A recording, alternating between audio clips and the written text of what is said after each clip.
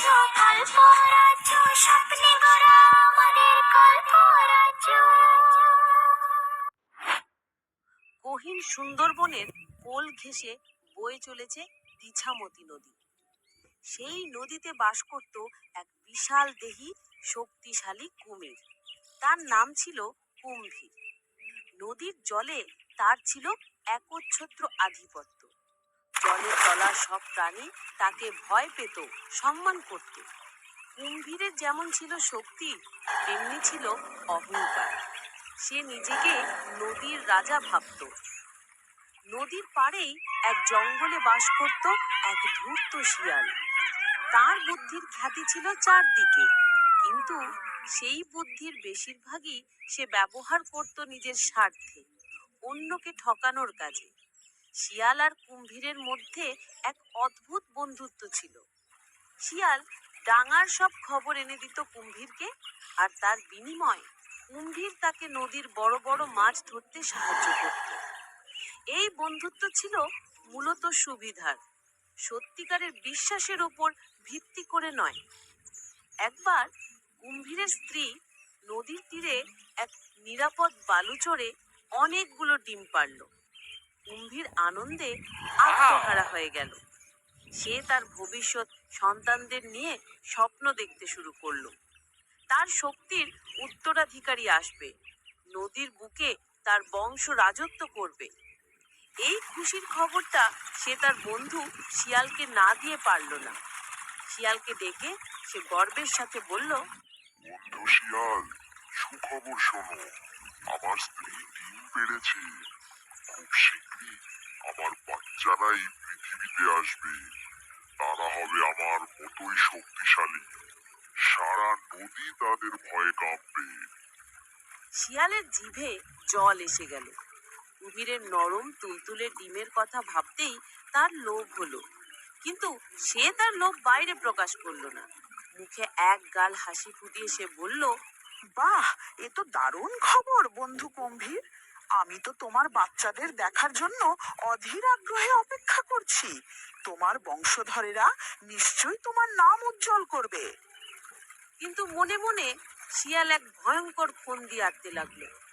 কিভাবে কুম্ভীরকে বোকা বানিয়ে ডিমগুলো খাওয়া যায় সেই চিন্তাই তার মাথায় ঘুরপাক খেতে লাগলো। সে জানতো কুম্ভীর ডিমের পাড়া দিন রাত পাহারা দেয়। সরাসরি তার সাথে লড়াই করে জেতা অসম্ভব, তাই তাকে বুদ্ধির আশ্রয় নিতে হবে। কয়েকদিন পর শিয়াল এক পরিকল্পনা করলো।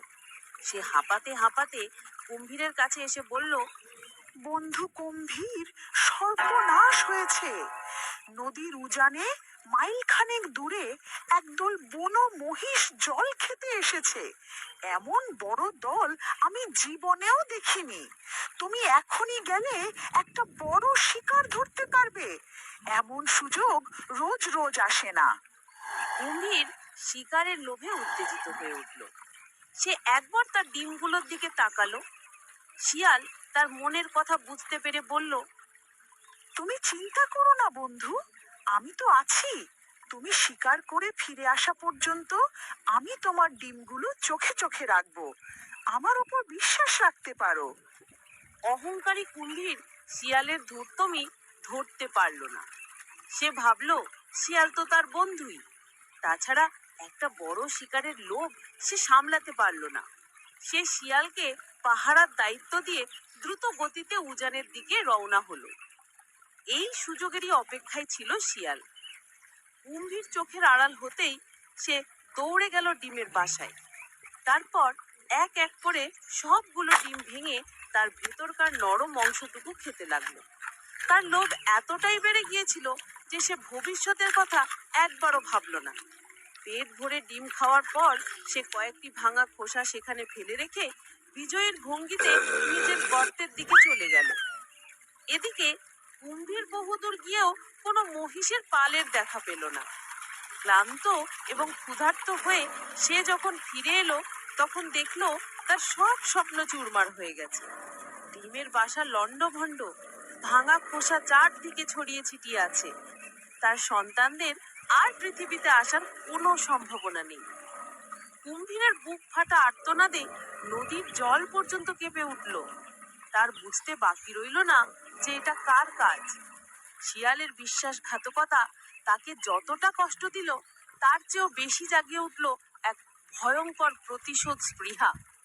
তার চোখের জল শুকিয়ে সেখানে জ্বলে উঠল আগুনের শিখা। সে প্রতিজ্ঞা করল যেভাবেই হোক ধূর্ত শিয়ালকে এর শাস্তি পেতেই হবে। এরপর থেকে কুম্ভীর চুপচাপ হয়ে গেল। সে শুধু সুযোগের অপেক্ষা করতে লাগলো।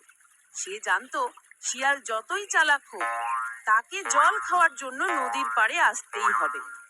অন্যদিকে শিয়াল ভেবেছিল কুম্ভীর তার কিছুই করতে পারবে না, কারণ সে ডাঙায় থাকে। সে আগের মতোই নির্ভয়ে নদীর ধারে ঘুরে বেড়াতো, এমনকি দূর থেকে কুম্ভীরকে দেখে মাঝে মাঝে ব্যঙ্গও করত। কুম্ভীর তার প্রতিশোধের পরিকল্পনা সাজালো। সে নদীর সেই ঘাটে গিয়ে নিজেকে লুকিয়ে রাখলো, যেখানে শিয়াল প্রতিদিন জল খেতে আসে। সে জলের মধ্যে এমন ভাবে শরীরটাকে ভাসিয়ে রাখলো যেন মনে হয় একটা মরা কাঠ ভেসে আছে। দিনের পর দিন সে একইভাবে পড়ে রইল, না খেয়ে না নড়ে।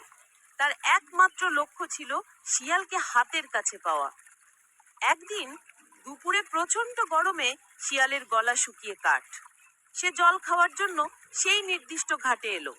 চারদিকে তাকিয়ে সে কোনো বিপদ দেখতে পেল না।